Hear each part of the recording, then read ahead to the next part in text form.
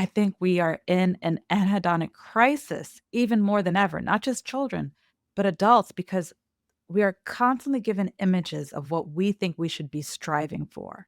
We're constantly given comparisons. Every time I open up my LinkedIn, someone's got another promotion or another company or another venture.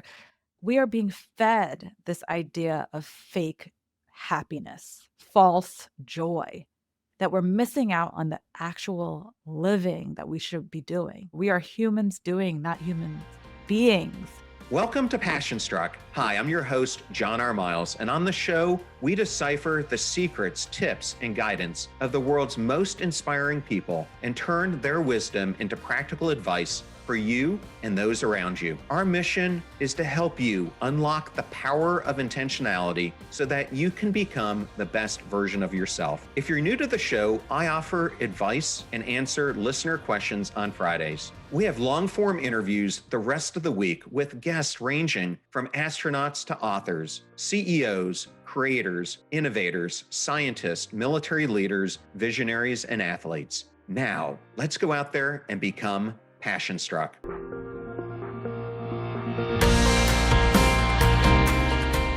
I am so excited and honored today to welcome Dr. Judith Joseph to Passion Struck. Welcome, Dr. Judith. Thank you for having me. Before we dive into your groundbreaking work that you've done on high functioning depression, I'd love to start with a more personal question. You've shared the idea that this new book that's coming out April 8th, High Functioning, Overcome Your Hidden Depression and Reclaim Your Joy, came to you during a talk that you were giving to healthcare workers during the pandemic. Can you take us back to that moment and what led you on this incredible journey? Yes, it was back in 2020. I was actually giving a talk to this healthcare system, and they were asking me for tools to adjust to what was happening in the world.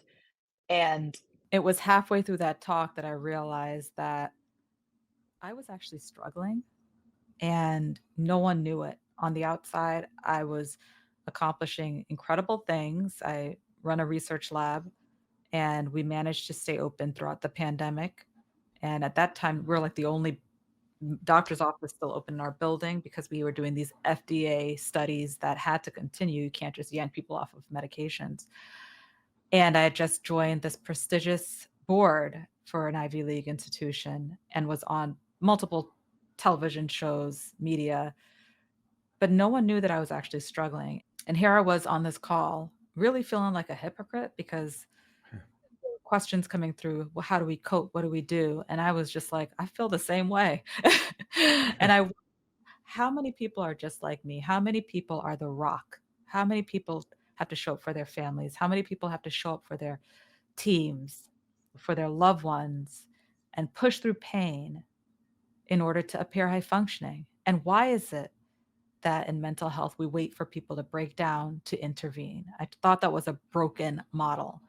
And that led me to be curious about high functioning depression, which is not a term recognized by the medical community, but it's a term that's used quite often in therapy circles because we see it in our clients. We see our patients pushing through, appearing high functioning, but they have all these symptoms of depression like poor sleep, low mood, poor concentration, feeling guilty when they don't show up for others, when they fall short because they're overwhelmed and overworking. And that busyness and restlessness, that they can't sit still. If they're not busy, if they're not working, they feel restless and empty. And something called anhedonia, which is a lack of pleasure and interest in things that they once enjoyed. And people not knowing what that is, they'll say, oh, I feel meh, I feel blah. And they don't know that's actually a symptom of depression, right? Because no one's ever talked to them about it. There are many people like that walking around with these symptoms of depression, but instead of breaking down like what we think of in terms of the classical clinical depression, they're actually over functioning. That's how they cope. That's how they avoid dealing with their feelings. They overfunction, they overcommit, they overshow up. They're constantly on the go. But these people are left out of the support network because their doctor says, well, come back when you're no longer functioning, then we'll do something about it. And that is a broken model. And John, we're seeing this renaissance in physical health where people are saying, let's catch the cancer before it even develops. Let's catch the heart disease before it even develops. Let's prevent the osteoporosis with menopause treatments and so forth before it happens. But where's this excitement for mental health? We're still in the dark ages saying, well, let's come back when you've broken down. Then then we could do something about it. And I think that's a broken system. And I think if we don't change the way we think about mental health, if we don't start shoring up and supporting those of us who are functioning, quote unquote, functioning, we are losing out on an opportunity to prevent a mental health epidemic that we already know is on the horizon. It's happening already. I think it's already here, personally. It is. The data shows that it is here. It's only getting worse. The saddest thing is that a number of my interviews that I've done, what keeps showing up is possibly the largest group that's impacted are those who are adolescents, middle grade to high school level into their early years in college. Yet we can't really get firm data on it because they're under 18. So it's not being reported. But it does seem to be significantly impacting them as well as the adult population as well. Well, the CDC reported I believe it was 2023, that these numbers in this younger population, they saw the numbers of suicidality, and this is just the thinking, not the actual behavior, increasing in younger groups. In fact, one of the groups that used to be protected were young Black boys. Like, these are children. We're seeing those numbers going up. And then the number of reported anxiety and depressive symptoms in these younger children, they're creeping up too.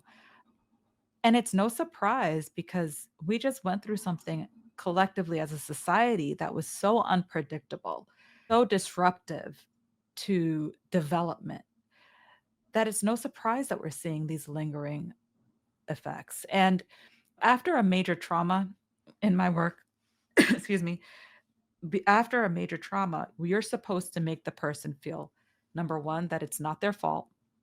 Number two, safe. And number three, they should have a routine. Well, our kids don't get that. A lot of children, if they don't have the support, they internalize what's happening. They blame themselves. It's magical thinking. If I had only done X, then Z wouldn't have happened. And there was no routine for them. There was no back to a baseline for them. And that is really, I think, what's causing their development to seem somewhat arrested, that they're not able to bounce back. And there are a whole host of things in the world now that didn't exist back then. They have so much access to negative information all the time.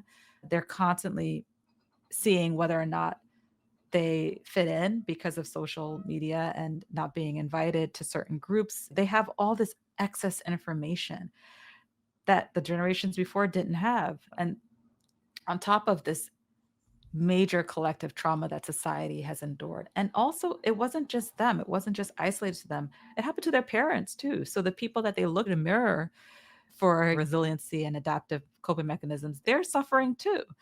And so I think that we do have to think about depression and mental health issues differently rather than waiting for a breakdown. We have to provide people the tools to recognize the signs and also the tools to cope with the stressors that they're dealing with so that they don't break down. Because if we wait, there's one psychiatrist for every 10,000 people, 30,000 in some areas.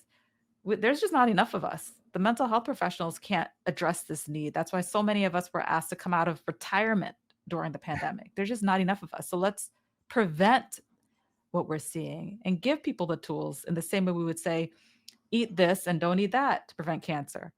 Do this and don't do that to prevent heart disease. We need to start doing that with regards to mental health. We can't use the old system. It's just not cutting it anymore. Well, thank you for sharing that, Dr. Judith. And I'm going to come back to this in a second. I just wanted to ground the audience in case they don't know more about you and your background to establish your expertise, and then we'll come back to it. So your family migrated from Trinidad when you were a young girl, as I understand it, and you ended up going undergraduate to Duke. What led you down this path to go to Duke and then to pursue not only a medical education, but you've got an MBA as well, et cetera? You're a very well-rounded person on both the business side the medical side and the scientific side. So it's interesting for me to explore this a little bit. When I came to this country, we had very little. And there's something that I talk about, and I'm very vocal about it on social media. It's called scarcity trauma. And people are like, well, is that the same thing as scarcity mindset? No, because mindset is just one component. It's just the way that you think about things. But scarcity trauma recognizes that your body will go into this fight or flight mode if you are aware that you may be running out of resources or if that's even a threat. And it may not be because you've personally experienced lack of resources. It could also be that the people in your family before you or your attachment figures, the environment that you were raised in, they have that trauma, right? You see this in people who have the generational trauma of having ancestors flee from a country or being oppressed and so forth, and not having resources. And so my way of coping with scarcity trauma was avoiding it.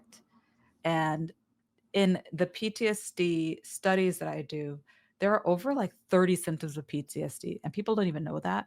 One of the symptoms of PTSD is avoidance.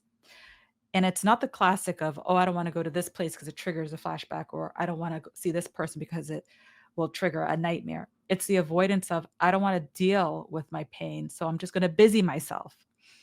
And I see this a lot, not just in myself, but in other people who've come from scarcity. Let's just work to the bone. Even if we have enough in storage, it could all be taken away at any point. And a lot of people who are high functioning, they have that scarcity trauma. They never want to be in a position of bankruptcy again. They never want to be in a position of needing things again. And they collect money, they collect resources, and they collect degrees. You can see above me, I have so many degrees, I haven't even hung them. Some of them are in the cabinets. And I see this a lot with people who have similar backgrounds to my own. They'll continue collecting the accolades, but then it's never enough. And I found myself realizing that this was happening to me when I first started therapy. And my therapist pointed out this busying. Why do you have to be so busy? Why do you have to be collecting all these accolades? And it wasn't a one-stop healing. Like I didn't go to therapy, figure it out, and then healed. It was something that peaks and ebbs and flows in my life. I go through these patterns of overworking and then having to be like, oh my gosh, I have to be more present and stay still. And then going back to that. So even as a board certified psychiatrist and researcher, I have to still practice tools to remind myself to slow down.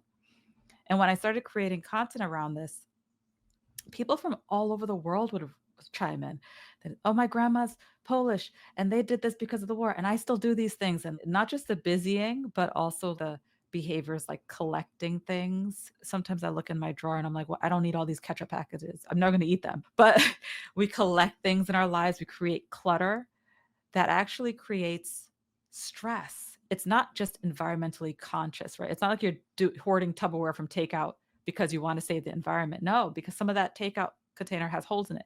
It's this hoarding mechanism is a way to cope with this trauma of not having.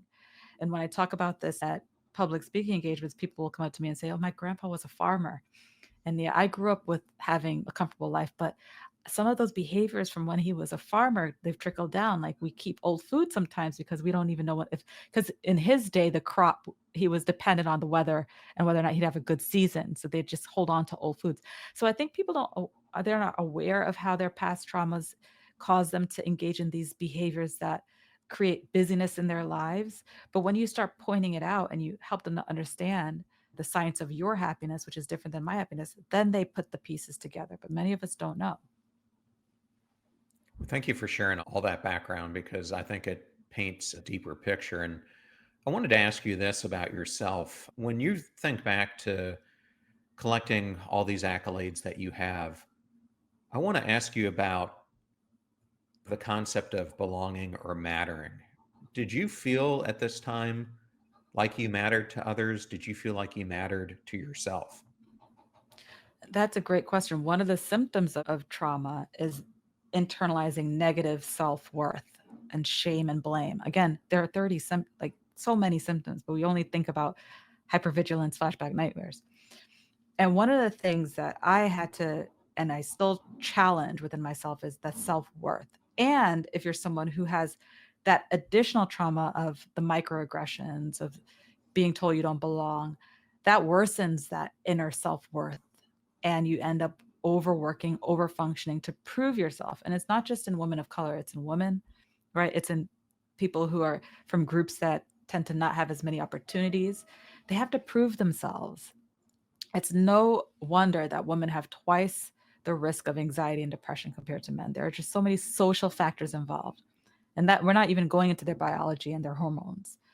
But there's just so much happening in the world of people when you think about their biopsychosocial, which is basically the model for the science of your happiness, that we really need to think about. And personally, having to prove myself in at these prestigious institutions, if I had not reflected on it, that would have continued for the rest of my life, proving my worth, over functioning, overdoing.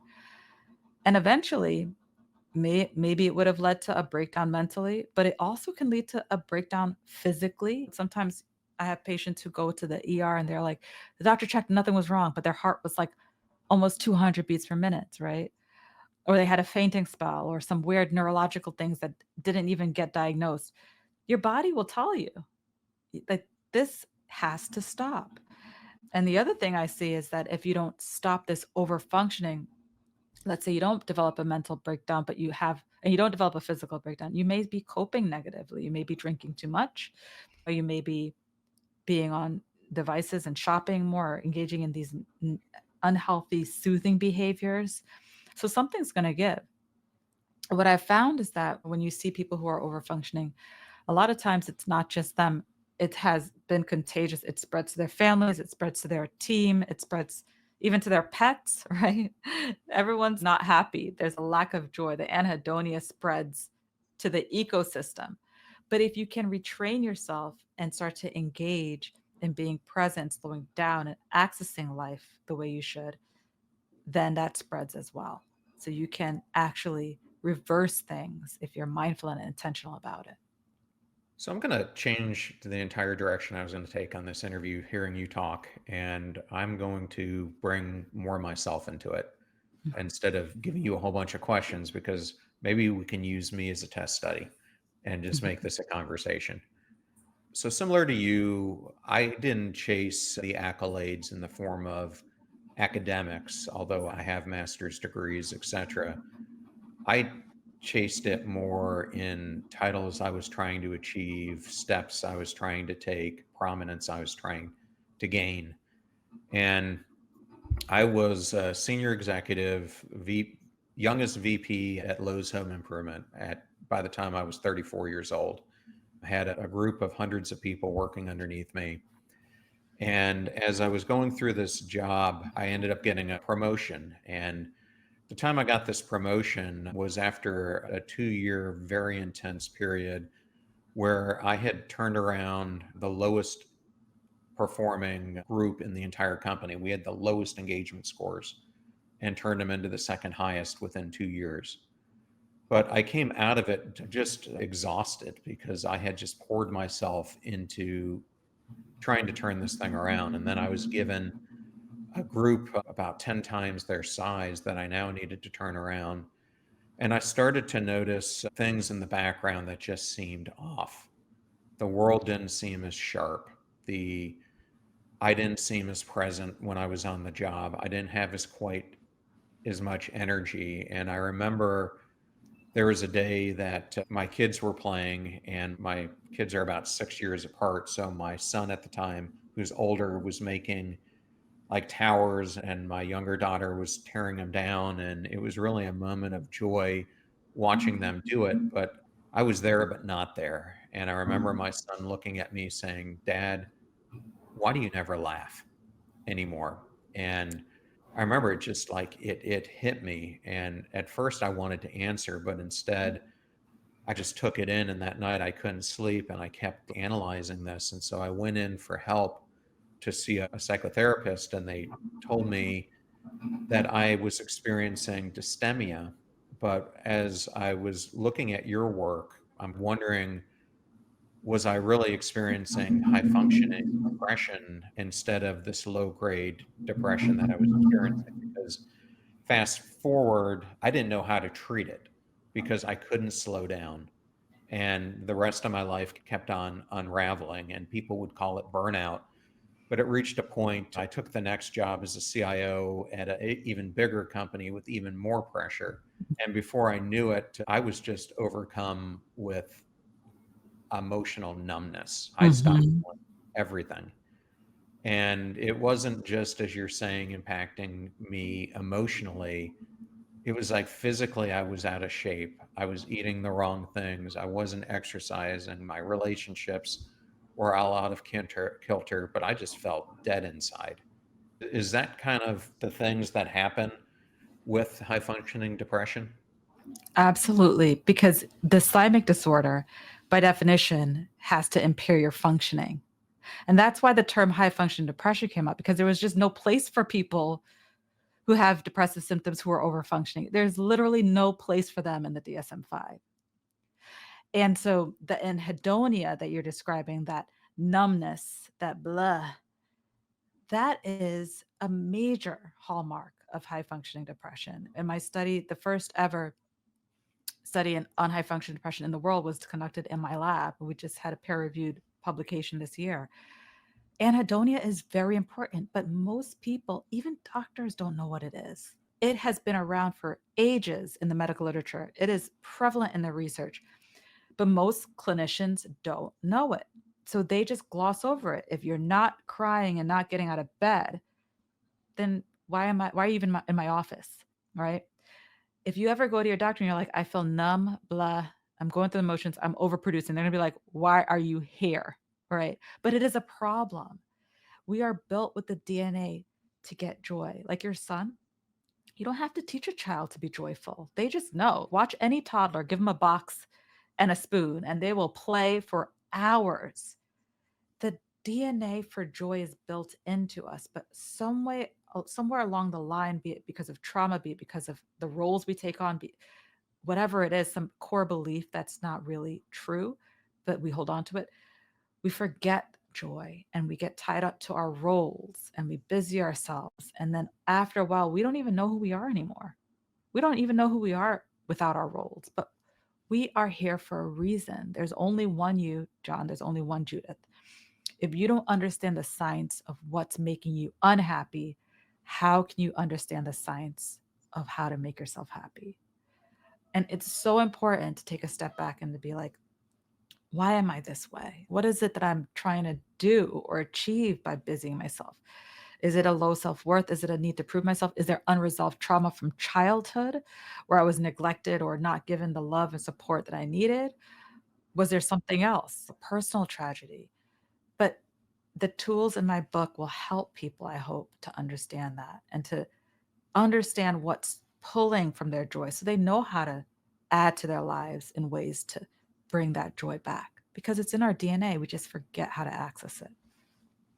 So I want to get to some of the tools here in a second, but for someone who's listening to this, I want to maybe explore this a little bit more so we can help people see within themselves if this is something they're experiencing, because people would explain what happened to me as you were burned out. And as Mhm. I've done more research, I don't really consider it necessarily I was burned out, but at the same time, given the roles that I was in, I think it's important for people to understand that you just don't get here overnight.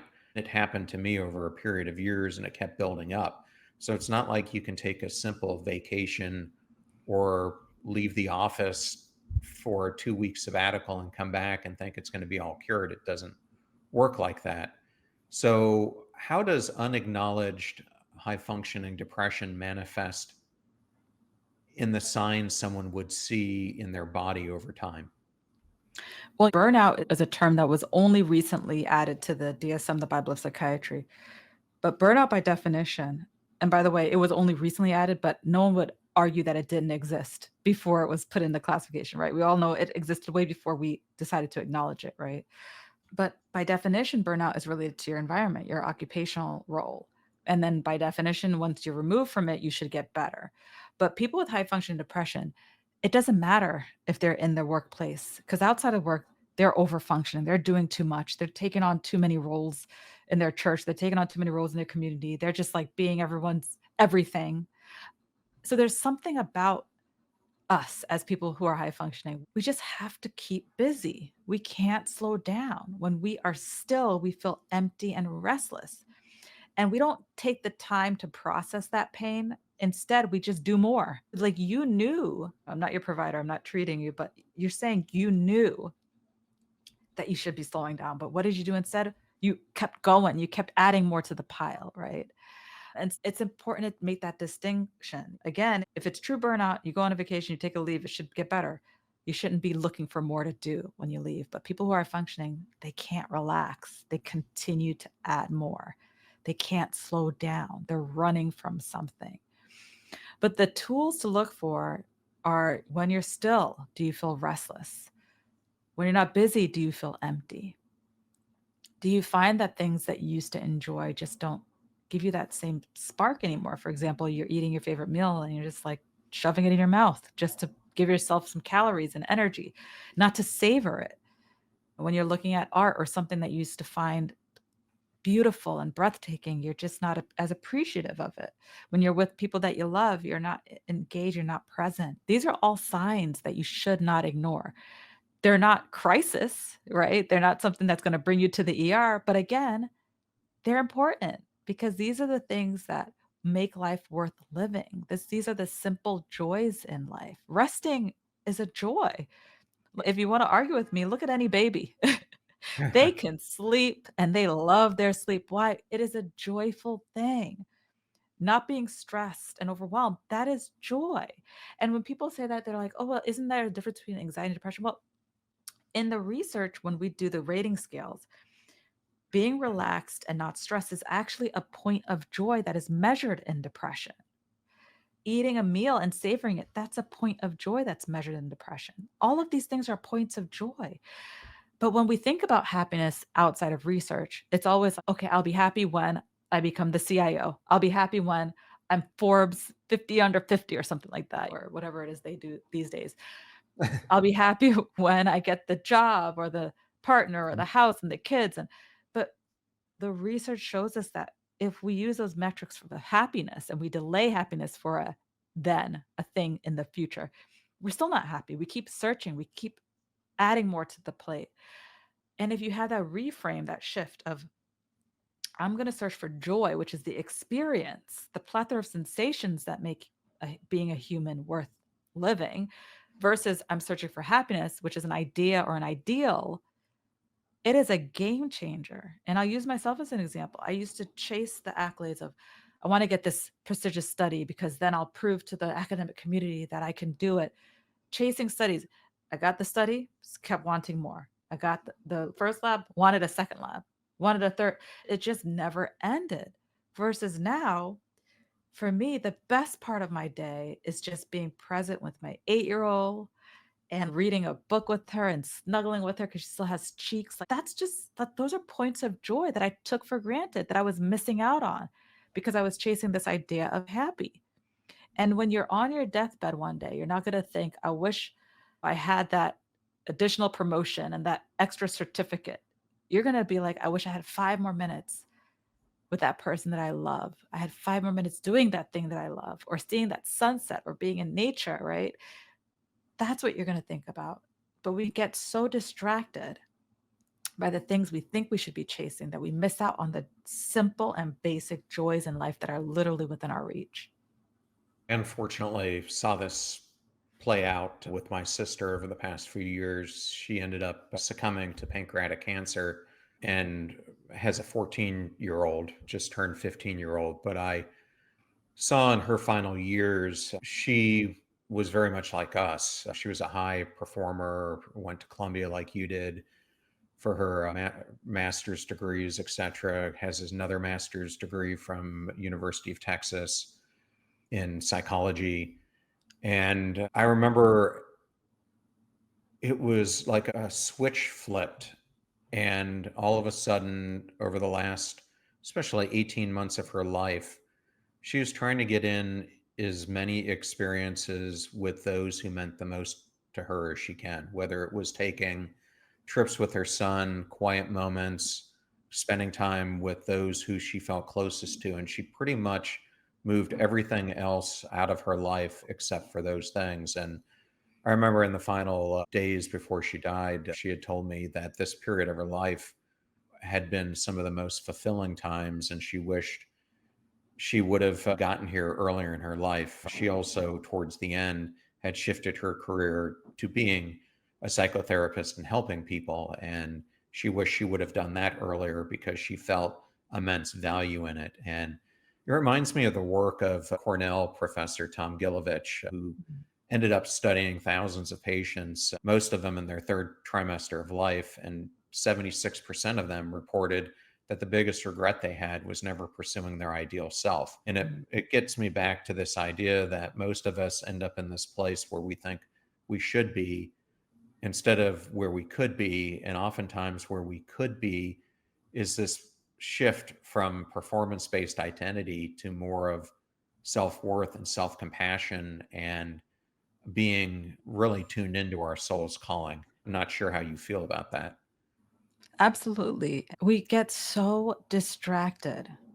I think even more today, John, I really do. I think because we have access to this, the phone, I think we are in an anhedonic crisis even more than ever, not just children, but adults, because we are constantly given images of what we think we should be striving for. We're constantly given comparisons. Like every time I open up my LinkedIn, someone's got another promotion or another company or another venture.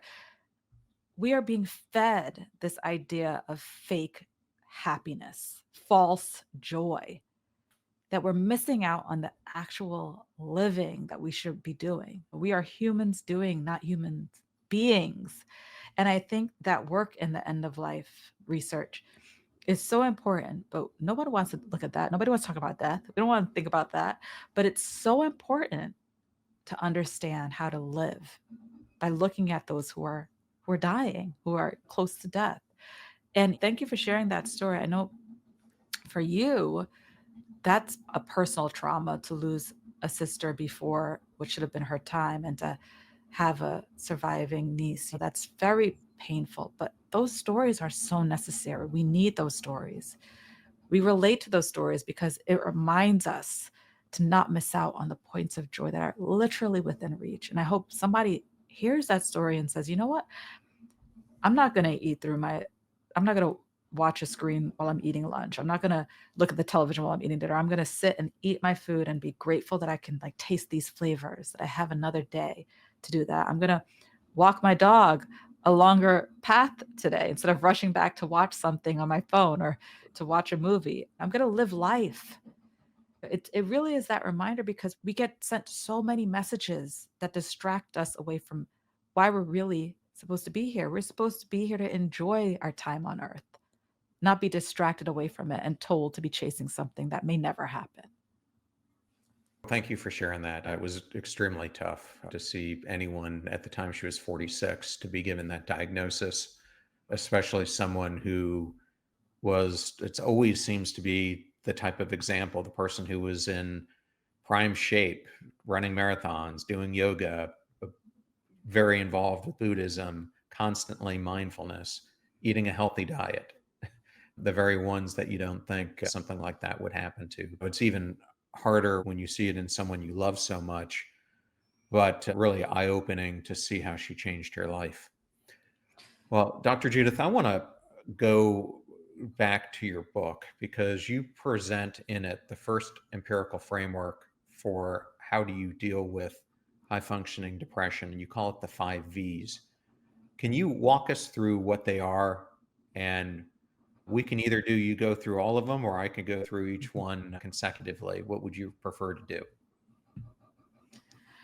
Well, I'll go through them quickly. And I ask people to look at their hands. Most people have 5 fingers. And the reason I picked 5 was for that reason. Easy to remember because you have 5 fingers, most of us do.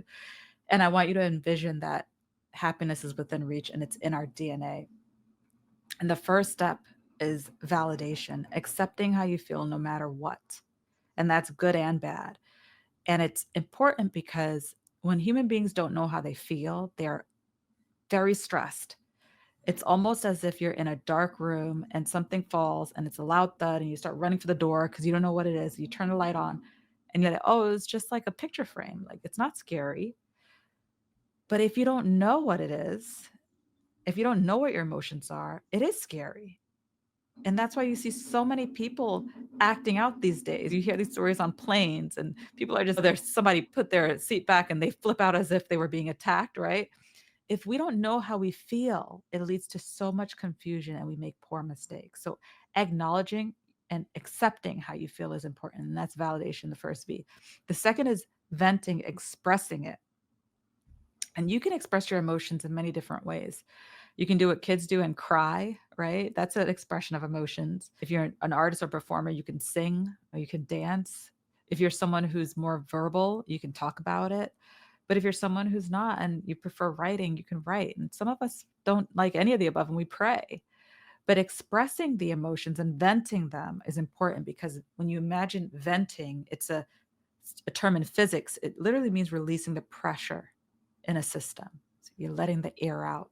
So the system is under less stress. And again, one of the points of joy in the research is feeling less stressed. Being less stressed is actually a joyful emotion.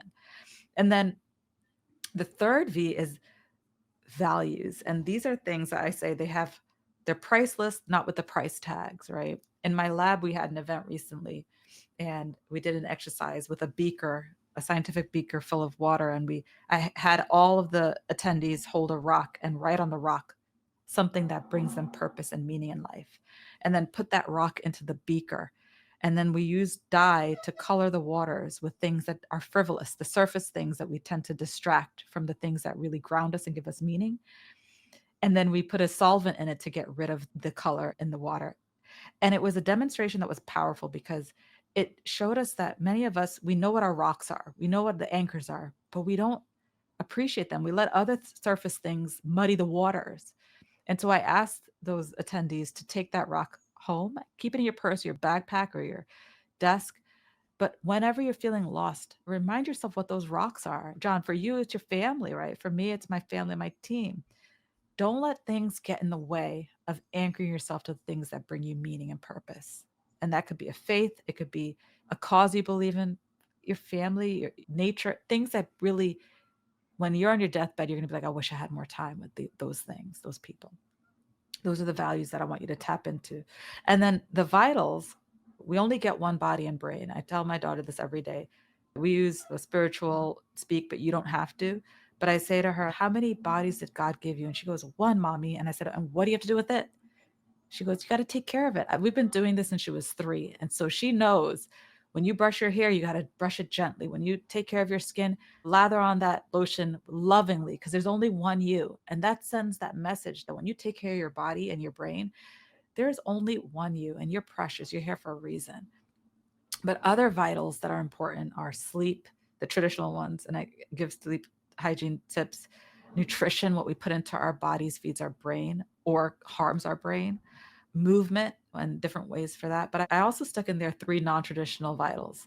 Our relationship with technology, because I do believe it's going to cause a whole host of issues in the future. In the DSM-5, there's going to be a whole area for tech-related mental health issues. Our relationship to work, because as high-functioning people, we have poor work-life boundaries. And then our relationships with people. If you look at the Harvard studies and material on longevity, our relationships with the people in our lives, that is the number one predictor of our longevity. But we don't talk about that when we go to the doctor's office. So I included that in the vitals. And then the 5th V is vision. How do we plan joy in the future and in the present so that we don't get stuck in the past? And that could be celebrating your small wins. Like after I do this podcast, I'm going to sit down, have a sip of water, have a snack, and just be in peace. That's a win, right? After my patients for the day, I'm going to take a walk through Times Square and just enjoy. It's a sunny day in New York City. These are small wins. Every day when I get my kid to school on time, I reward myself by having my coffee in my living room and then just enjoying because I'm a coffee snob, right? I have this delicious rum flavored, it's not real alcohol, but it's rum flavored coffee that I got from St. Martin I love, and no one interrupts my coffee time. These are small wins. But take that time and celebrate them. You deserve that. You're doing the best you can. But the 5 V's are really important because I made it accessible to everyone. You don't have to pay for them. It's not something you have to go out and buy. It's within our reach, but we just forget how to access it. And don't do all 5 in a day. Pick 1 or 2. It's a reframe. How can you get 1 or 2 points of joy today? It may be more than yesterday, or maybe tomorrow you gamify it, you get 3, but just try to tap into 1 or 2 a day. And you should see that your life gets happier because you have reframed the idea of happiness. Dr. Judith, I know you've got to run, but for people who want to know more about you, the book, your work, where's the best place for them to go? Well, John, this was a delightful conversation. I really enjoyed talking about the science of happiness with you. I could talk about this for days. I'm passionate about it. I truly do believe that if we can focus on joy, I think we can change the world. And you can follow me at Dr. Judith Joseph on all the socials and on my website, drjudithjoseph.com. You can buy my book, High Functioning, everywhere that books are sold.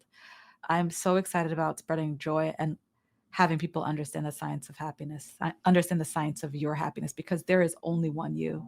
So please take care of yourself.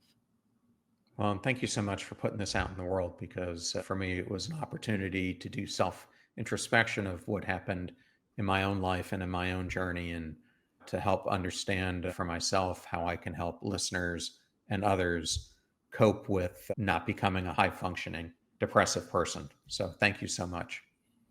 Oh, it was my pleasure. I enjoyed speaking with you. Thank you for having me.